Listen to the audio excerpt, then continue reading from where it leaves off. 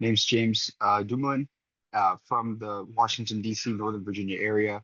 I guess before that, I was in South Korea from 6 to 10, but spent 10 to 18, so all of like middle school and high school in the D.C., Northern Virginia area. And then, I guess entrepreneurial journey had started in 2019. I was a senior in high school and ended up not finding, but just like learning a lot about like TikTok early on before like it really started to like pop over like 2020, like during COVID. And you know, at the time in 2019, like nobody was really taking it seriously because it was like the dancing app. Like if you think back to 2019 when people were posting on TikTok, like they would get clowned. Like, people thought that that was like cringe or it was like corny to go ahead and like post on there. So I just, like I said, I took advantage of that, before it got super saturated and just started like posting a ton of content on there. And went from 0 to 800,000 followers in about 10 months on my personal TikTok account.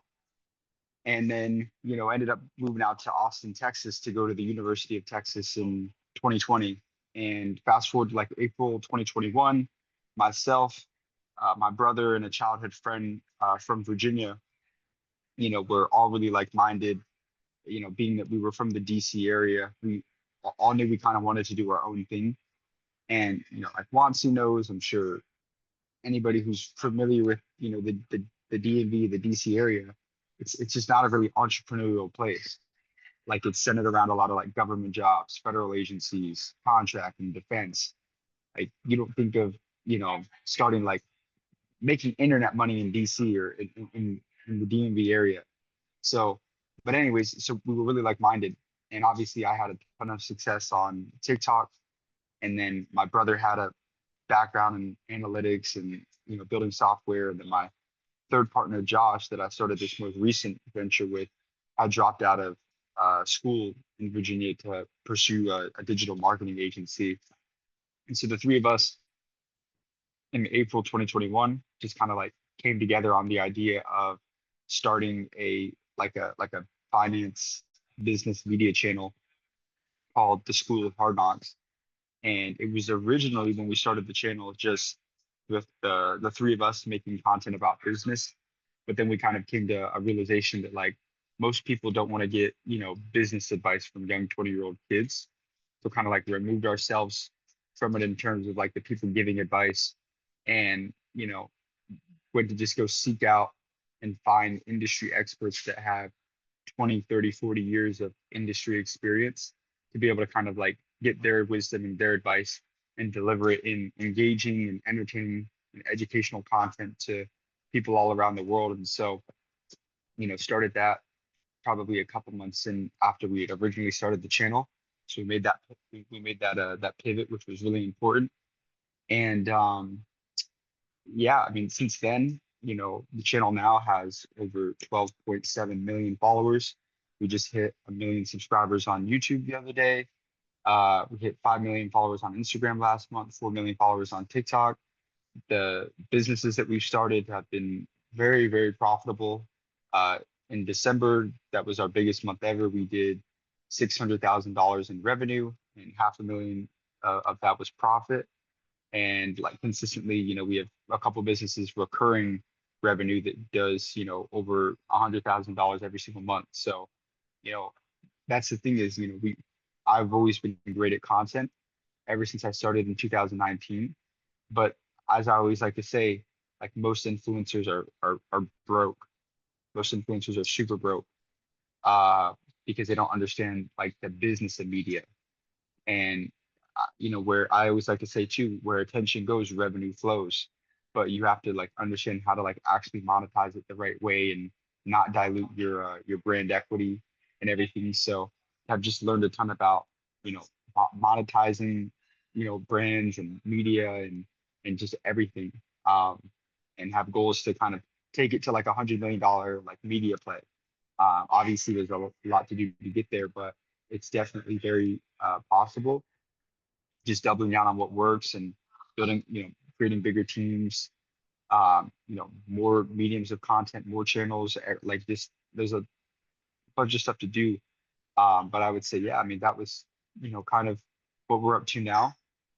So started it April 2021 and turned it into, a multi-million dollar business in a couple of years, and very, very profitable as well, which is great, right? Because I like to, say too, like being in industries and businesses, if you're starting something that has like great margins, like you can start like an apparel company or like a clothing company, but most people don't realize like people that have clothing companies, even if they're making a couple $1 million in sales, they're the owner is actually not making that much money because the margins in apparel business when you have a clothing company are so low because you have to pay the manufacturers, you have to pay the designers, you have to pay influencers, there's so many people that you have to pay. So you're only making like 10 to 20% profit unless you're selling like super luxury clothes where you're selling shirts for like $500. So yeah, your margins are going to be ridiculous. But unless you're, uh, a really well, known global brand or designer brand, it's hard to get to that point. Uh, Media, like I said, and there's other industries like software as well where it's so profitable. So yeah, I mean that's kind of what I would say for that on my behalf. Wamsi, I can take it any direction, any angle you want me to take it, or answer any questions you want me to answer. Yeah, no, appreciate that.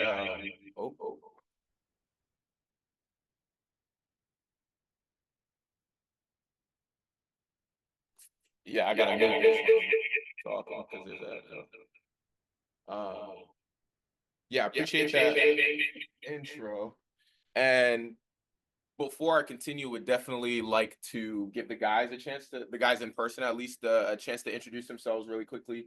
And then I'll go back into asking you a couple of questions and see if we can guide the conversation there. Because the panel again is called Betting on Yourself, Entrepreneurship, Networking, and the Power of Content.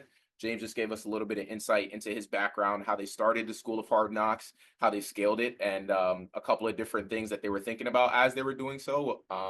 So yeah, we'll get into that a little bit more, but definitely want to give you guys the chance to introduce yourselves. Sure. Hey, James, my name is Yassine. I'm a student at MIT. I'm from Sudan originally, but I grew up in Bangkok. And I'm studying mechanical engineering. Nice to meet you, James. My name is Avery. I'm a senior at Bentley. Postgrad, I'm going into finance in New York. Yeah, I'm also from Mass, so I'm excited to meet you. What's up, James? I'm Shane Williams. I'm an economics finance major at Bentley. I'm a senior as well, from Boston, Mass, born and raised. And I'll also be going into finance once I graduate. But I'm gonna be stay here in Boston. Yeah, love it. Great to meet you guys.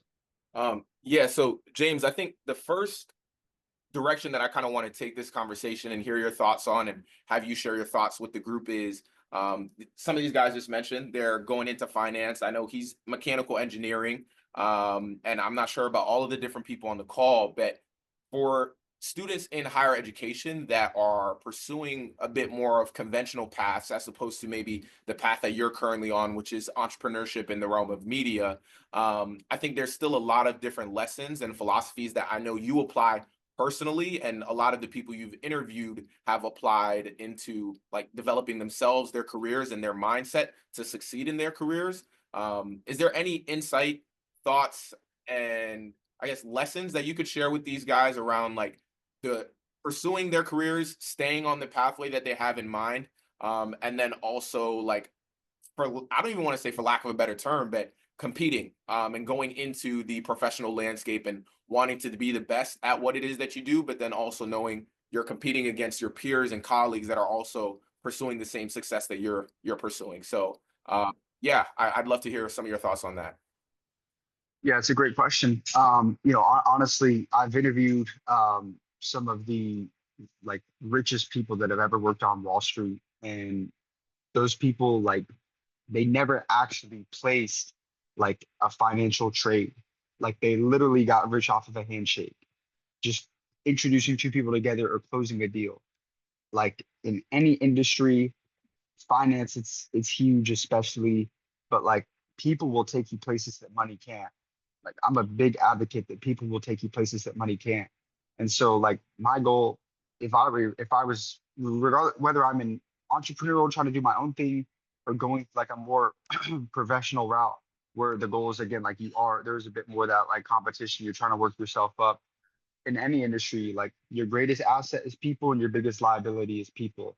And I would just be trying to build as like many relationships with, the most successful people, but um doing it so like I feel like a lot of people they mess this up because I always go into like every relationship or situation with somebody with like a go-giver mentality. Like if you're reaching out to try and connect with somebody, and let's say that person is like super successful or doing like exactly what you want to be doing in finance, like reach out and try and add some value to that person first. Like if there's an area where you clearly can see like where you can add value to that business or whatever that person is doing, then by all means like do that and like look for creative ways to try and add value to different people. Because like I said, like if you can become close with even just one like really wealthy person or really successful person, like they'll take you everywhere as long as you can just kind of nurture and build that relationship.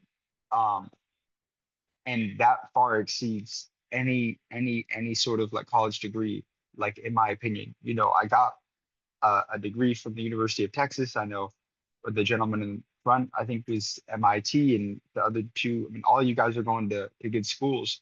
That's great, you know, but I'm telling you, like the connections that you will make is going to far exceed anything that you learn there. It's going to far exceed any, degree that you have. And having the degree to your name is great. Like that's a way that you're right off the bat are differentiating yourself, right? Because not everybody has that when they try and get into the business world. But I'm telling you, like it is all about people. Like I was just in Austin with if you guys have ever seen the Diary of a CEO, Stephen Bartlett, uh, and he's like excellent. And like even him, like he talks about how like Mr. Beast, the YouTubers companies will do like $800 to $900 in revenue, like 800 to 900 million every single year in revenue. And he talks about how like the reason why Mr. Beast has like become so successful from a business side in the last couple of years is because obviously he became successful at like content media, but now he's able to go attract like A players, like A level talent, people that worked at like Warner Bros for 20 years or that were YouTube executives for 20 years. And it's like that like reverse mentorship, right? Because like uh obviously those old guys that are in the room with Mr. Beast, like they don't know anything about the YouTube algorithm, but Mr. Beast doesn't know how to do like a stock option call. So, it's I'm very, very big on that. It's just like, you know, mentorship. I look at mentorship as like wisdom without the wounds.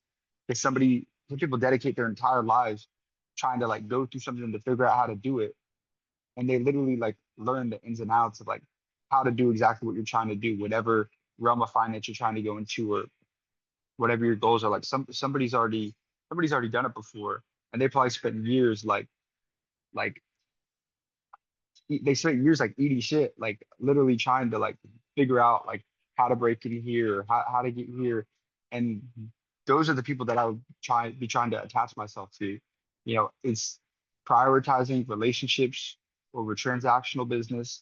Um, and like I said, just being very, very focused on trying to give to as many of those people as possible. Like obviously I can't give specific advice on like traditional finance, like, but like I can tell you for like anything like business related, like it's all people, bro. That far outweighs any sort of product knowledge or expertise that you can have. That's literally the name of the game. It's all people.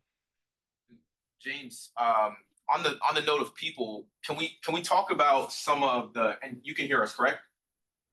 Yes, sir. Okay. Yeah. Can you talk about some of the people that are closest to you? I know you have Jack. I know you have Josh. I know you come from a military family as well. Like with that context, can you talk a little bit about yourself now and how these people not only support you, pour into you, maybe pick you up when you're down, but then also help shape your mentality and your go-getter mentality? Because I feel like we see you on the screen but some people don't understand the people that are backing you as well. Yeah, could you talk a little bit about how important those people are and the importance of like having that support system as well as you're going out pursuing your own ambitions and drive? And I know you work with Jack and Josh as well too, so that adds a whole nother layer to it. But yeah, could you talk about those relationships a little bit? Absolutely, yeah. So I mean, obviously, yeah, I work with my brother Jack, and I work with my childhood friend who was literally in the same Boy Scout troop as my brother and I.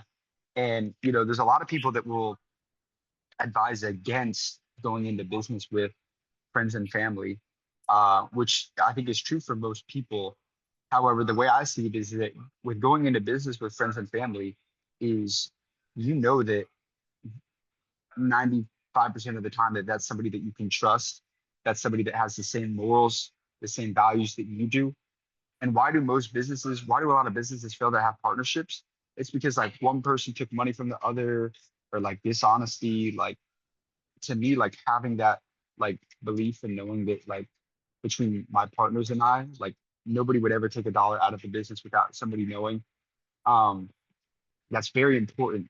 However, on the other hand, I'll say this is a lot of the times, and the reason why people warn against going into business with friends and families, because obviously if business goes south, you don't want to ruin those relationships. But I think it's deeper than that. It's because a lot of the times when you're working closely with people that you like grew up with, whether it's family or friends, it can breed a lot of like comfort. And comfort's the greatest drug in the world. But comfort in the sense of like when you're around people that you like know your whole life, it creates like familiarity. And familiarity, you know, familiarity is what ultimately like breeds that comfort, because you're like, oh, okay, it's like that's just what you've always known. You don't know how to think outside the box from that. However, the one thing that I would say me, my brother, and my other partner like all have, and like I stress this, is like we are the furthest thing from yes men. And you have to have people that are not afraid to check you around you and call you out on your bullshit and hold you accountable if you're in the wrong. And like if there's a disagreement about a certain decision, or we're not like aligned in, as far as two people think completely differently about like an issue or a decision to be made, like we will butt heads and it will not be pretty. But sometimes you need that, and that's the nice thing about having like the third partner, is because that third partner may be able to reason with one of the two on the opposing sides. And that kind of, when it's like a 2v1, the person who's like outnumbered really doesn't really have a choice but to kind of like conform to some degree to like be like, okay, well look, if it's 2v1, then all right, you two, that's what we'll go with. So I think it's very important. But outside of that, man, yeah, I mean the circle, the immediate people that you surround yourself with is like everything.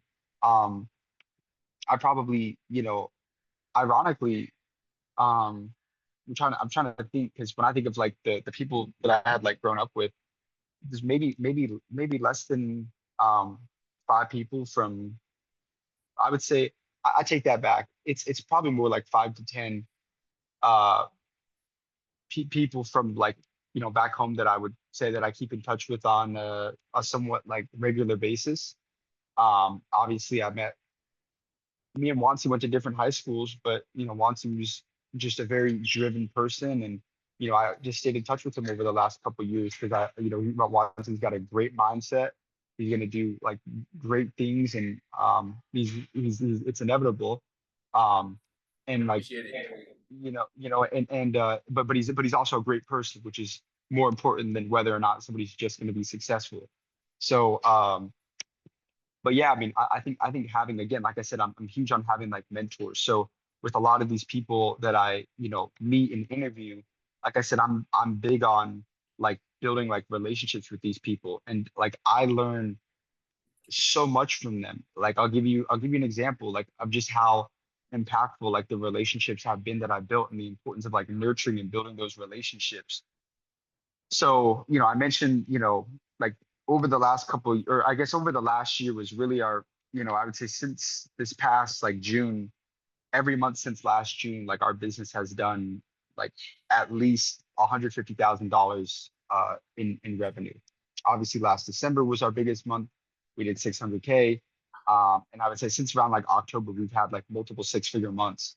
And, you know, because of that, there's a quote that I have heard from interviewing a really successful entrepreneur in Dallas that was, concentration builds wealth, but diversification keeps it.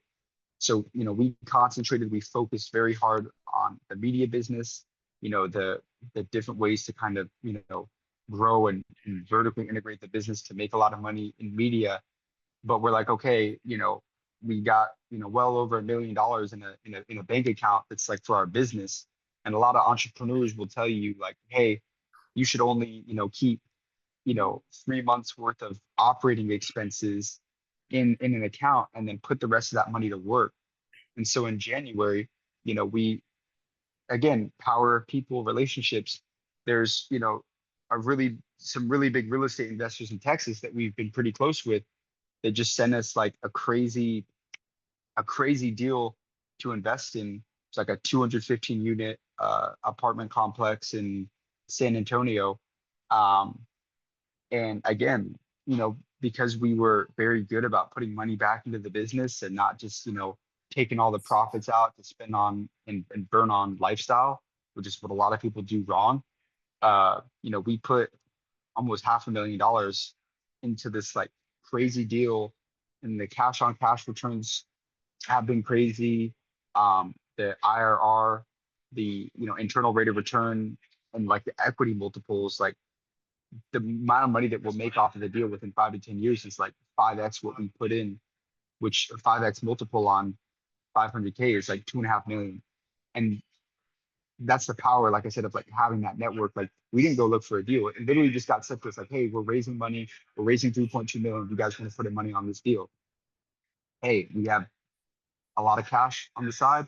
So we were able to get into the deal. And like, that again, that's the power of that. But yeah, and I think I said that because I know the original question was about like the people around you, but you know, I I'm huge on focus.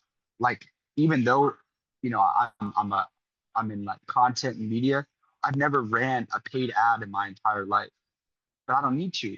Like, and I probably won't ever will because there's a saying that I love that I'd rather have a slice of the pie than 100% of a grape.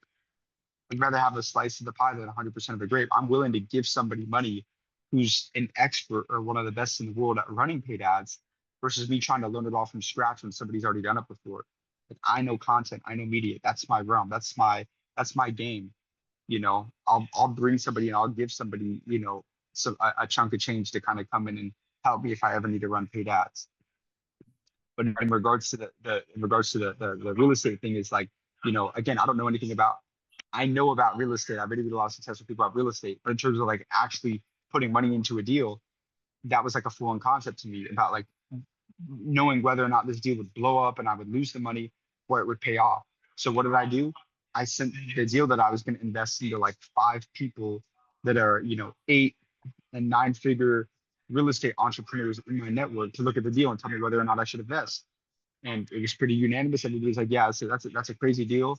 I'll put the money with you, whatever. So yeah, it's been very important. But yeah, the immediate people you have, family, close friends, just make sure that they pour into you. And if they don't, if they're low key a hater or whatever it may be, like get them away from you, and but have great mentors for every aspect of your life, spiritual health, if you're, in the faith, like have a Bible study. Like I have people that are, I've spent years dedicated to like studying, the word, the Bible, and like anytime I ever have a question, like I'll ask them, So I think that's really important as well, is making sure that all of your boxes are checked from a spiritual standpoint.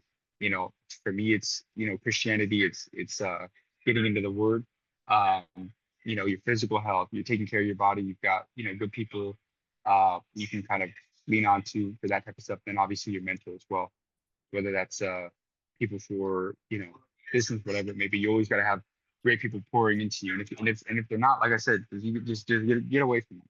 Trust me.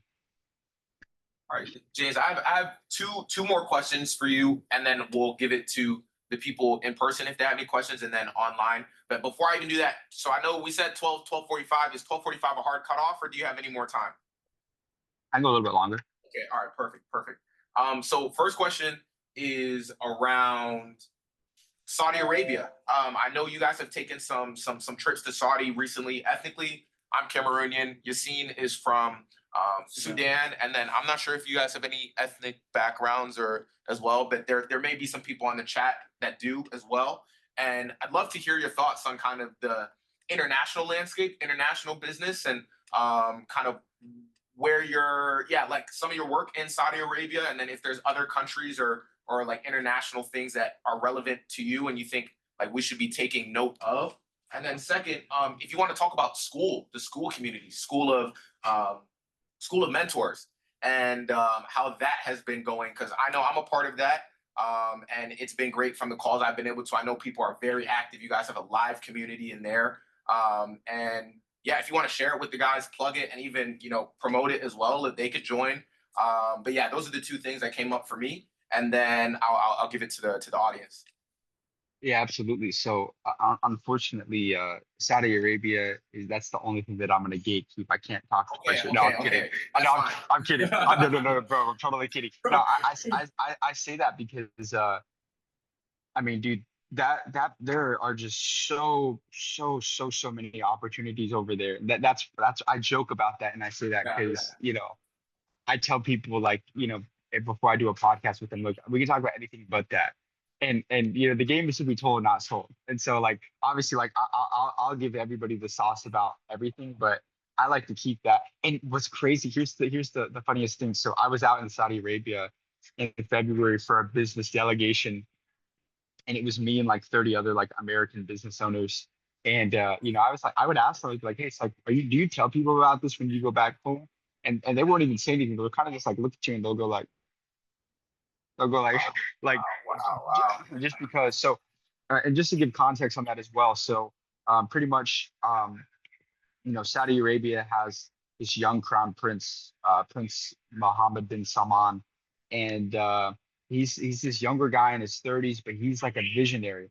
And so they've got this thing called like the Vision 2030 in Saudi Arabia, where essentially they're investing like hundreds of billions of dollars into different aspects of their country, right? Because when you think of Saudi Arabia, like 90% of their economy is based on like oil.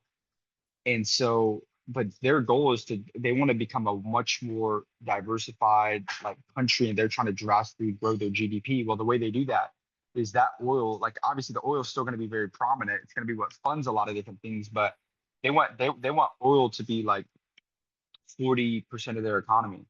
So, what they're doing is they're bringing in, all these outside people, from all over the world, from Europe, from the States, from Canada, from everywhere, to pretty much just, they welcome them in to come do business over there.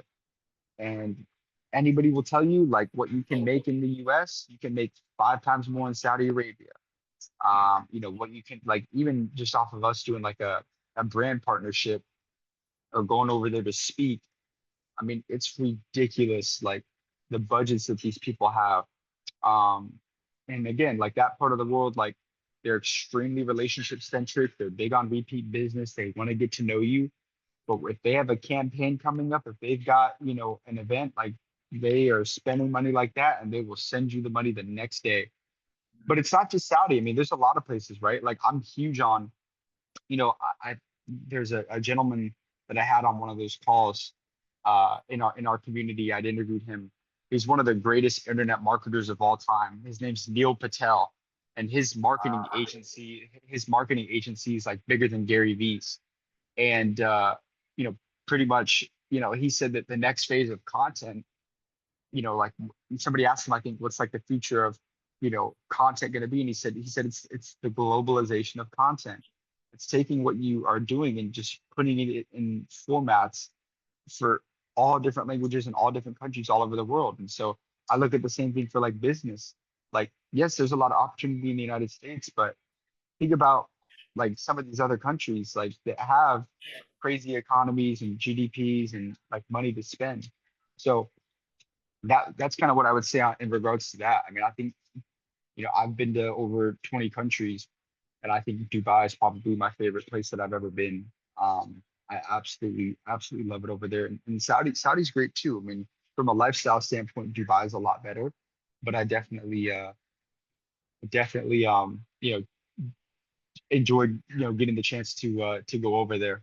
So that's been great. And then lastly, in regards to the school community that you brought up, yeah. So if you guys aren't familiar with School, which is SKOOL, it's a platform, co-owned by Alex Hormozy and Sam Ovens, which essentially allows, entrepreneurs or people to, build online communities and an online community. So what we did is, because, I've spent the last 3 4 years interviewing and becoming very close with, hyper successful people and a lot of multimillionaires and billionaires in different industries.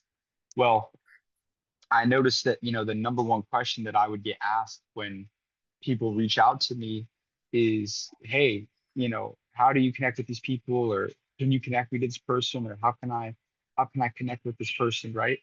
So I was like, all right, well, I've got a multi-billion-dollar network of people that I know, and I've got 12 million followers. So what if I started like a subscription community where I hosted, live calls every single week with, these ultra successful people that I interview, where the members that join, you know, can actually learn from, top successful people and be able to ask their questions directly to them.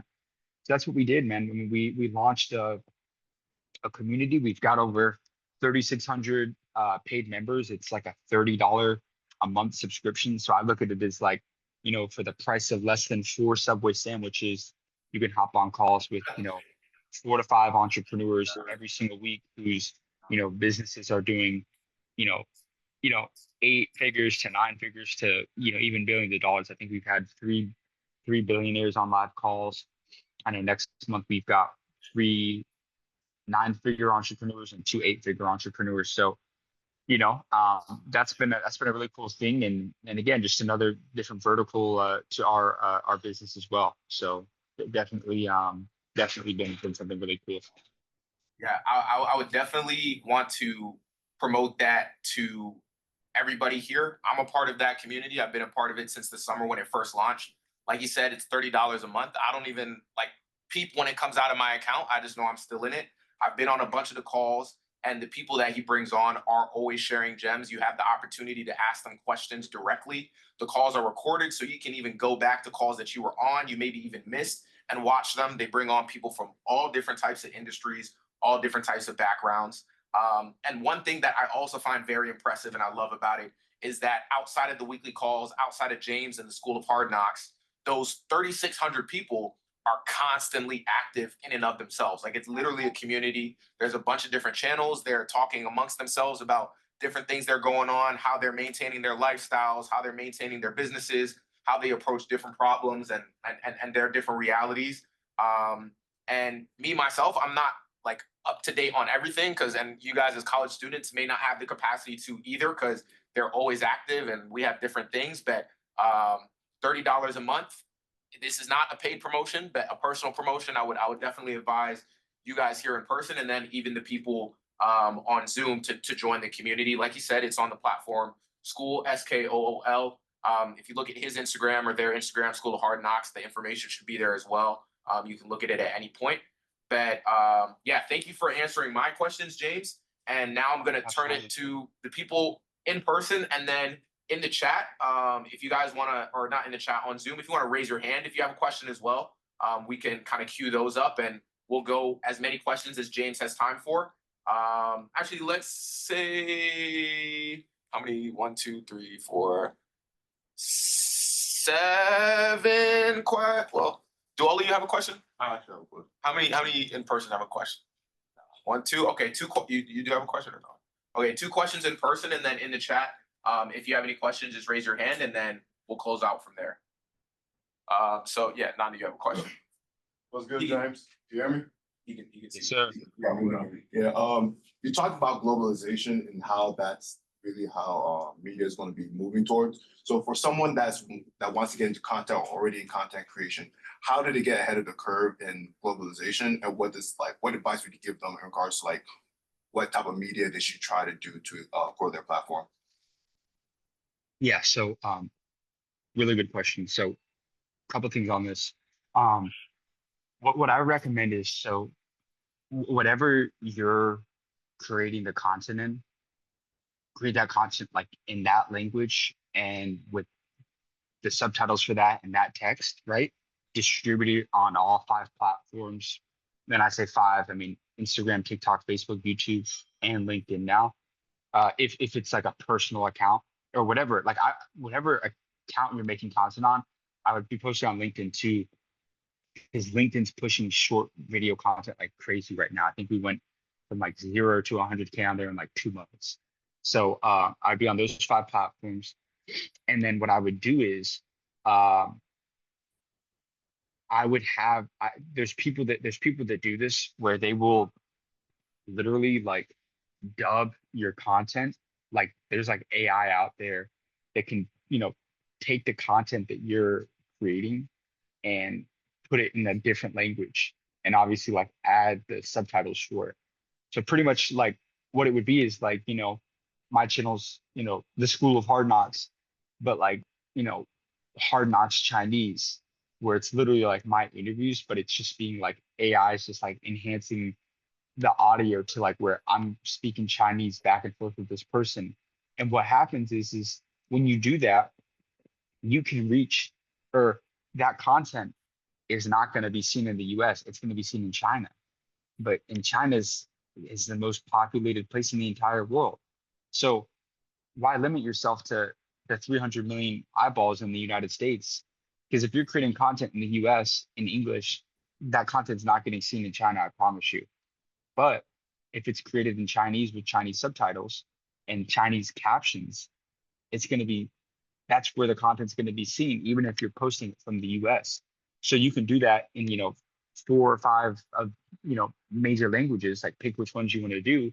Um, Obviously you yourself, and I say this meaning like I'm huge on like delegating, meaning like, any like MWA, or as I like to call it, like a minimum wage activity, like I delegate out to somebody else to do. Just because like you never want to be like working in like all like the weeds and doing like the little things like in the business or in the content, which is like a big mistake that people make. Like you want to be focused on creating, you want to be focused on innovating, you want to be focused on coming up with that next idea. So I would just be like looking at different platforms, whether it's Fiverr or whatever it may be, to, find people that like literally what they do is, they take your content and they dub it in different languages. And then you can literally have your channel in different, in different languages on all the different platforms. So that's kind of what I meant by the globalization. It's like I said, exactly like Mr. Beast has Mr. Beast Espanol. He's got Mr. Beast in all these different languages because, there's way bigger audience. I mean, obviously English is, I think, the most prominent, most spoken language around the world, which is great. But, there's a huge demographic of people that speak French and a huge demographic of people that speak Chinese and people that speak, Arabic. So I think that that's what I really mean by that, like next phase of like content. And I think it'll be really interesting what happens there. So I just want to pause. So it'll be separate accounts, correct? So if you had like in No, Chinese, 100%, million% separate accounts. Yeah, you don't want to put like English speaking videos on a Chinese account. You just want to create so you literally want to like just take the existing account name that you have, and then you just want to add, like Chinese or Arabic or whatever it may be to the end of it. thank you. Somebody else had a question? No, I'm kidding. Okay. Anybody in the chat have a question, or anybody online have a question? I got a question. Can you hear me, James? Yes, sir. Okay, I didn't get to introduce myself, but I'm Andrew. I'm from Virginia. I go to a university in Virginia. I study IT. I also got a merch brand on the side. It's called Conquer. And I was wondering like if we could connect on Instagram where I could send you some clothes for free. And maybe if you like it, you could put it on. Yeah, feel free to just send me a DM, bro. Okay, bet. I also have a question. Go ahead. So earlier in the conversation, you said a lot about how many people you met and everything like that. And on social media, you see it a lot where people say if you want to have success in life, you have to have this type of mentality, this type of mentality, this type of mentality. And you see very different ways of thinking. You see some people that say work hard, play hard. You see some people that say you got to work all your life, all that stuff like that. So as somebody who is successful and somebody who's met so many successful people, what would you say is, well, there is no winning formula for everything, but like, what would you say the most common occurrences on how they live their life, how they think, and all those things like that? Yeah, great question. Excellent question. So, you know, for starters, uh, you know, a lot of, belief is very important. And I got a saying that I love. It's that believing that you can is way more profitable than believing that you can't. So, a lot of people, they'll doubt themselves. They'll get on their heads, especially if they are trying to go after something that's foreign to them. You know, people will, the closest people to you, they'll tell you like not to do it. Because, and this is important as well, is that, you know, I love my family to death. Like my mom and dad are probably some of the best mom and dad that you could ever have. But if I listened to my parents' advice, then I would have never, you know, built a multi-million dollar business at 20, 21 years old, because they didn't see any, future in social media. And again, like I said, your parents, they may love you, but they may not know what's best for you. So I think it's you know, those people like number one, like billionaires, they think in decades, not days. They think in decades, not days. So they think very long term, like this is like a long game, right? And that's why, like most business owners, like you have to understand, like the first couple of years, you're not gonna make any like real money. Like I remember our first 2 years, my partner had stopped doing his marketing agency to focus on this. My brother Jack was making six figures in college, um, working like under like a billion-dollar company. He's working directly for the CEO of a huge company down in Texas. And then I, had pivoted from doing my personal content to this. But for our first like 2 years, and we're living in a big city in Austin, Texas. My brother and I, my other partner, were still in the DC area, but we were paying ourselves like $2,000 a month, even when the business was making, 20 to 30 grand every month in profit. But we were paying ourselves 2 grand every month. Why? Because, like, again, another saying, I'm huge on like quotes and sayings, but another one that I love is that, stay small enough long enough and you'll be big enough soon enough. And again, like even when, the margins are high and money's coming in, like you want to keep those expenses super down and keep that money, back into the business. Because what happens a lot of the times is a lot of entrepreneurs, they may have a good couple months or maybe even a good year, but you notice what most of them do is they go and they just start spending that money on bullshit. But if you don't have the systems in place or the business in place, it's not likely that it's going to sustain itself, forever. That's why a lot of people like come and go. But anyways, yeah, I mean, in terms of mindset, I think there's a couple core things, right? Like I think when you start to like get success, I think it's very important to like have, that like humility aspect and have that humbleness. And that's why I think that a lot of that is derived from having a belief in God. Because once you have that belief in God, like you realize like how insignificant you actually are. Because you're like, oh, like you can have all the money in the world, you can have all the possessions in the world, you can have all the girls or all the relationships, whatever it may be. But at the end of the day, it's a dying dead road and it does not last forever. Like the only thing that like that all that shit goes, all of it does. All the money goes. Yes, legacy is important. Yes, you pass it to your family. That's why I think it's important. That's the only reason why I think it's even worth attaining is to be able to, create an impact. You know, Nobody did anything. You have to make a lot of money to be able to help a lot of people. Like I don't care what anybody says. So that's why I think like, it's not the love of money, but the love of like actually wanting to like create something that you can kind of eventually like give back to other people. But yeah, I think that vertical line that people draw with God, and I've noticed that in a lot of very, very successful people. And when I say successful, like meaning all around, like I've met a couple, billionaires and, really wealthy people that are just terrible people. And that's not anybody that I would like ever want to be like. But when I think of like successful people who are not just, financially free, but are rich in, aspects of like, they've got a family, they've got a love of God, they've got, all those different things. They have like a faith and a belief in something bigger than themselves, which I think is very important in terms of like helping with humbleness. So I think, yeah, like the faith is important, right? Believing that you can is more profitable than believing that you can't. And also like just immediately getting rid of that fear of rejection, right? Like that's one of the biggest things that hold people back. And another thing I like is that if you think the price of winning is too high, wait until you begin. If you think the price of winning is too high, wait until you get the bill of regret. If you think the price of winning is too high, wait until you get the bill of regret. That's, something that I firmly believe in. A lot of people, they'll, and another one is take the risk or lose the chance. So I'm a big advocate on, the worst thing that somebody can say is no. You try and go connect with a successful person, the worst thing that they can say is no. You see your dream girl, you wanna, marry that joint. The worst you can say is no, whatever it may be. So that's again a mindset that is very important to adopt. When I started the channel, the School of Hard Knocks, we didn't have any credibility, we didn't have a following. I wasn't able to like leverage any big name interviews. So I was literally just cold walking up to, people in prominent areas in the city that I lived in. And, I would get rejected 10, 15 times a day.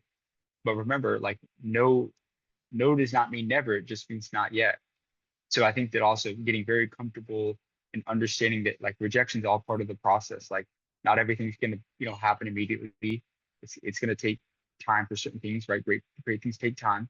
And just thinking way longer and about like why you're doing that. I think that like having that purpose and that obsession for whatever it is that you're trying to do and grow, I think that will far exceed any bit of rejection, and that's what will ultimately help you get through that. So yeah, we just say, understanding that rejection is just part of the process and not letting it affect you. It may affect you sometimes, but and that's with everybody. But yes, I think that having faith, find that belief in yourself, and ultimately too, it's like just stacking up wins, because the more success you can get, the more you can win, the more you really develop that confidence, in my opinion. And you do like you need confidence to achieve great things, because again, if you don't have that confidence, people can seek that, and it's gonna hold you back in a lot of different ways. So I think those are some core pillars that I would touch on in terms of like the mindset to go after it. Yeah, I see. But Mohammed, can you send us home? Last question. Yeah, I have a question. My name's Mohammed. I'm a pre-medical student at Virginia Commonwealth University, and my major is biology. And I have a question about networking. I know networking is not just important in the business aspect, but also in other aspects of career-wise. So I was more interested. I struggled recently on networking and how to like develop a mentor. I don't exactly know like what to say, or when I want to meet someone that I want to network with. Yeah, it's very it's very common that's I think a lot of people struggle with. And I mean, I was talking about it for a bit earlier on the call, but obviously it's finding the right rooms to get into, right? So I heard it once. Oh, okay, yeah, Andrew, I can answer his question after he wants to. It's all good if he wants to. He can ask it after. Um, but yeah, so yeah, Mohammed, in regards to that, I would just say, again, go to conferences where successful doctors may be, or people in your area, or even just like look up, practices that are in your area, and just start outreaching to people, that are in kind of maybe those like prominent doctors, or whatever you know type of medicine that you want to end up practicing, or whatever it may be.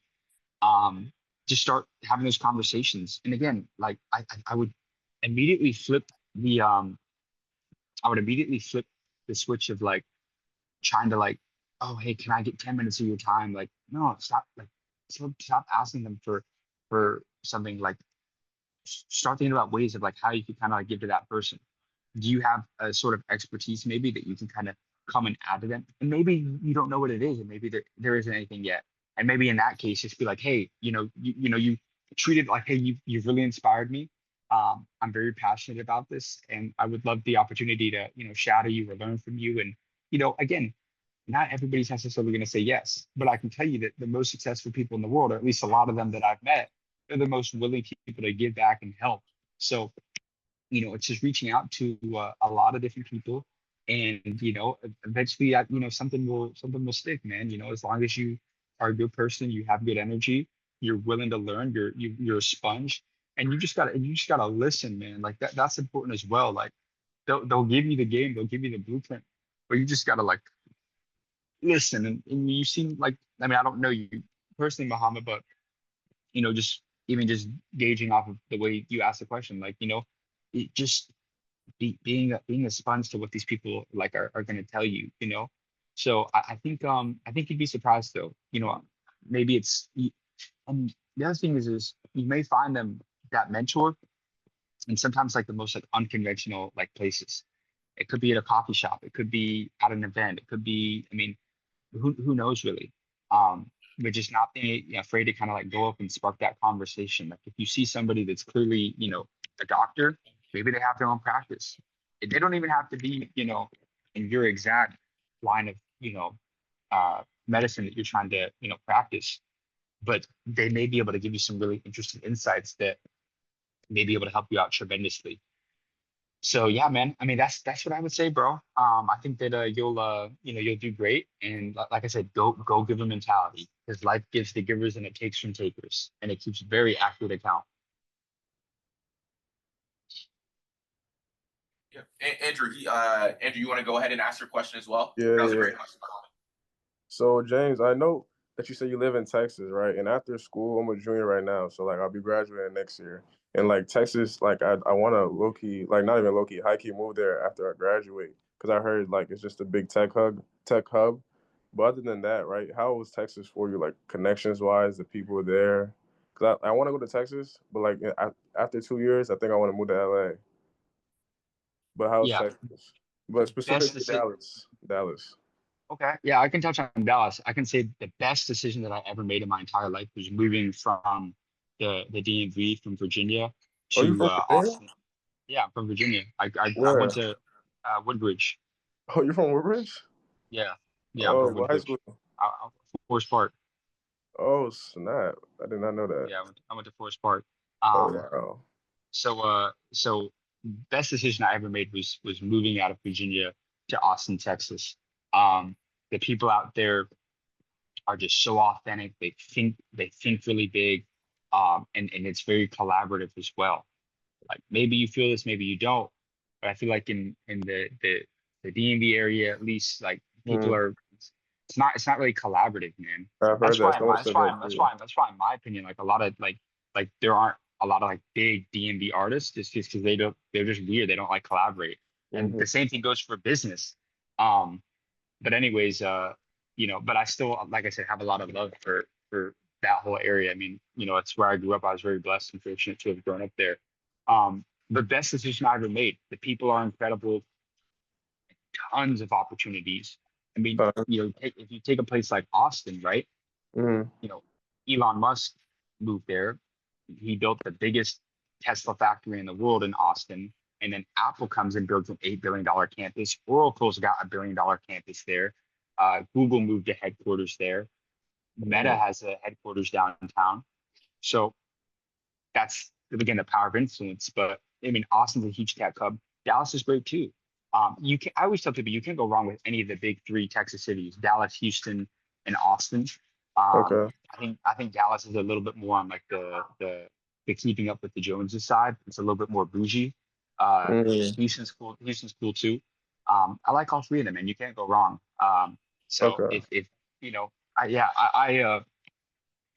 firmly believe that, man. But there's a lot of I don't know. If it were me personally, I would probably end up in my top two would be Austin and Houston. Really? But Okay. but don't let me like Dallas is Yeah. still super dope. Dallas is still super dope. I just think personally that's how I Like feel. entrepreneur wise, Houston and Austin, huh? Um, definitely Austin, entrepreneur wise. Uh, I would say Austin and Houston. Dallas is a little bit more like when I think of Dallas, I think of like finance. I think of, that's Houston is huge, like oil and gas. Dallas is huge and like finance. Um, Okay.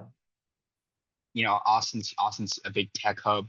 Mm-hmm. But yeah, yeah, I mean it when I say like you can't go wrong with any of the three of them. Like there's great people, uh, very collaborative. Like that Southern hospitality is a real thing, you know. So I like all the major Texas cities. Okay. All right. But I would say if you haven't Mhm. been like go out and spend some time out there. Whether you Okay. know people or not, you know what I mean? Like go to Deep Ellum, go to Highland Park, like, go to the different parts of like Dallas, like and just go see like if you could be there like before just making the move out there because I think that's important as well. Like I always tell my friends because I've had like some close childhood friends that have like moved out to Austin. Mm-hmm. I always tell them though, like I always tell them like, hey, I want you to make this decision, but I want you to I want you to want to move here, not just because like me and my brother live here. Like I want you to want to move here as if like, hey, even if we left Austin, like you would still move there. Um, and I think that's really important as well. So like if you have like family or friends out there, like obviously like if you're working with them, you know what I mean, or whatever, like then yeah, it's not necessarily a bad idea to like get there and be in the same place together because there's Mm-hmm. a lot of like power in like being in person, with the people that you're working with. But definitely go out and spend some time to go spend a couple weeks out there and see how you like it. Okay. You're not wrong. Okay. Thank you for the advice. Thank you. Absolutely. All right. With that last question, we'll close it off there. James Dumoulin, the one and only, much appreciated. Thank you so much for joining us this morning, starting off day 2 of the Building Bridges Summit. We appreciate the insights, the background, the kind of behind the scenes look into your life, and then also the operations of School of Hard Knocks alongside the future of media, and kind of the mindset and mentalities not only that you possess, but that you've observed and seen from others in your journey. And yeah, can't be any more appreciative. And we will, yeah, I'll talk to you soon, and hopefully you'll be able to see some of these guys in the near future as well too. But have a good rest of the day, and I'll talk to you soon. Appreciate you, Monty. Sounds great, bro. Hey, everybody, you guys are all gonna crush it, man. You guys are in good hands, and we'll be in touch, Monty. Appreciate you, bro. All right, see you, James.